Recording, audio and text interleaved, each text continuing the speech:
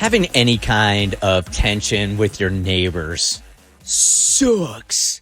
Really sucks. I've always said, like, your house, your home is the one place where you should feel like 100% comfortable. It's your sanctuary. It's your sanctuary.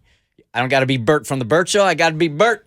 I want to be comfortable when I pull in. So when there's any kind of tension, you can feel it when you pull up. You're just hoping you don't see them as you're driving in. I hate it, hate it, hate it. I'm going to talk to Gwen here in a second, who's trying to avoid some tension also. But I was on the cusp of going over to my neighbor's house. I live in this great neighborhood. I just moved into it, and everybody is really super nice. But right across from me, behind the tree line, are two of the yappiest little freaking dogs, and they are annoying the ass out of me, man. And it's like as soon as the owners open up the door, the dogs come out. I don't know if they're anxious that they're not in the house, but there's two of them. They look like terriers, and they're just yappity, yappity, yappity, yappity, yappity, yap. Yippity. Especially when it's like the dogs are looking in my window and they see the middle of the day when I'm just about to take my nap time. Wait for it. His eyes are closed. It's not about you. Yeah, it is. They're just terriers. So I was going to go over there in some kind of nice way and say, is there something that we can work out? That was... To the dogs? Good luck with that. No, I was going to send Riggins and Tyra over to talk to the dogs. I was going to talk to the owners. So I was going to do that over the weekend, right? I'm really not good at this kind of thing, so I didn't even know the right words to use. But then Friday night, my dogs in the middle of the night became those dogs. Oh, no. And I couldn't stop them from barking, so I had no leg to stand on going over there. Zero. Gotta choose your battles. Choose your battles. Gwen here is trying to avoid a similar situation with her neighbors. Hey, Gwen. Hey, good morning. All right, what's the problem here, and how well do you know them, and what you looking for? Oh my gosh. So Bert, this is just the craziest story. So we moved into this house in 2015. We lived here for 6 years. When we first moved in, there was a hole in the fence, and it was on the to-do list. But, when you move into a new house, there's a million things on the to-do list, So we were getting to it. And between the two of us, my husband and I, we have 3 dogs. I mean, we both brought dogs into the relationship, so now we're the people with 3 big dogs. We've got a German Shepherd, a black lab, and a blue heeler. So within the first months of moving into this house, I mean, we've still got stuff in boxes, like we're not even settled at all. My neighbor's dog came through the hole in the fence, the hole that was on the to-do list that we were getting to, and was actually killed by my dog. So the dog went through the hole, comes into your yard, and your dog, they have a fight, and their dog dies. Oh, God, that's traumatic. Oh, God. Oh, it was horrible. Okay. So we come home from a night out to eat or whatever we were doing. I don't even remember. It's been 6 years. So we come home to this dog dead in our backyard. Oh, my God. Terrible. Yeah. Now, on top of that, this is how I met my neighbor. This was our first interaction. Me bringing her dog's body. Like, it was... Oh, my God. Yeah, it was a nightmare for everybody involved. I mean, it was horribly traumatic. And she cried, I hugged her, I apologized profusely. We agreed that we would go halves on replacing the fence, which actually, in hindsight, looking back, I don't think the whole fence needed to be replaced, but you'd be surprised what you would agree to when you're bringing someone their dead dog. No doubt. So, we decide that we're gonna split the cost of replacing the entire fence. And she even mentioned, she's like, yeah, I've got this guy who does all my labor and stuff like that, so I've already got a guy that will install it. We just need to split the cost of the fence. And so I was like, okay, great. Money was tight back then, and we had just moved into this new house. So I was like, well, hey, look, we're waiting on a paycheck. As soon as I get my paycheck on this day, we'll go ahead and we'll pay our half, and we'll replace this fence. She said, okay. So I'm thinking that, I mean, it was a horrible situation, but I'm thinking that it worked out somewhat okay.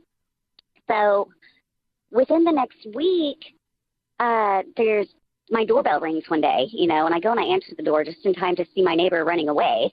And then I see a note on my door. And it's this long hate note about, like, how she's not going to replace the fence by herself. It's our responsibility to pay for half of it. She's not going to live in fear for her other dogs and, like, all this crazy stuff. And I'm going, well, I thought we sorted this out, So I talked to my husband about it, and he was like, well, babe, it was a crazy situation. She was very hysterical. Maybe there was a misunderstanding. So the next time he catches her in the backyard, he goes over and he's like, hey, neighbor, sorry about your dog. I don't know if there was some misunderstanding. We're going to help replace the fence. We're waiting on a paycheck. And she goes, okay, well, good. I was just really concerned. I just wanted to make sure that, I wasn't going to be left paying for this by myself.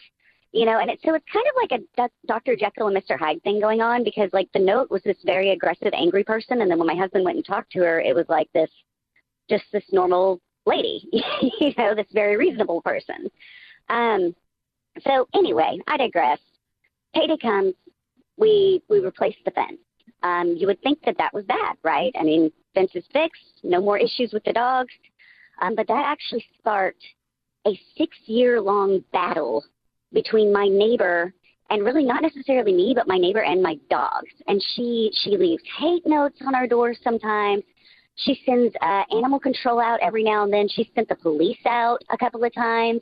And every time they come out, it's pretty much just saying, hey, your neighbor's concerned because your dogs are aggressive. So you better keep those dogs in line or else there will be consequences. And, of course, we're always like, okay, officer, like, we'll make sure nothing happens with our dogs, And she screams at my dogs in the backyard. Like, I've come outside. My husband and I have both caught her, like, screaming profanities at our dogs in the backyard.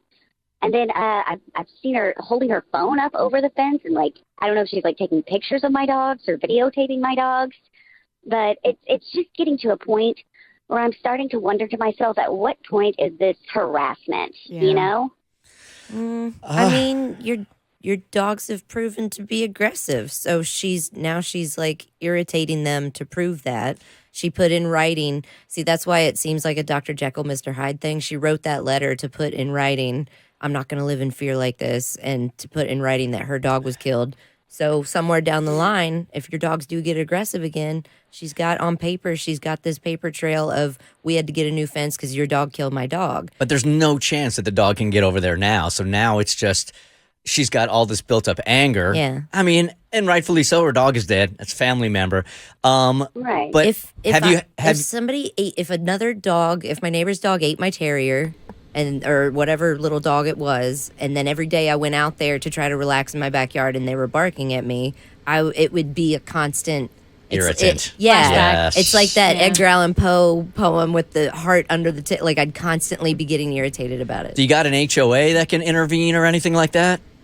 No. Nothing.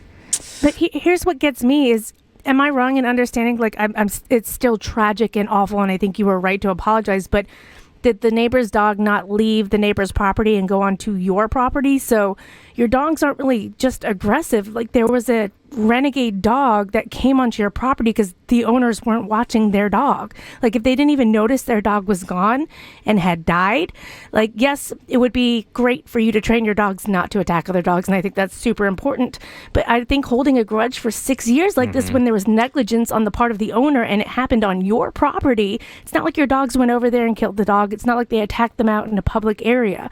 So I think you were right to split the fence and apologize and all of that. But I mean, at some point, you got to let it go. But how do we remedy it now? I think the only thing you can do is go over there and say, look, I understand this was 6 years ago. What can we do? What can we do to where we don't have this kind of tension, like a mature conversation between you and she? I think that's the only thing you can do.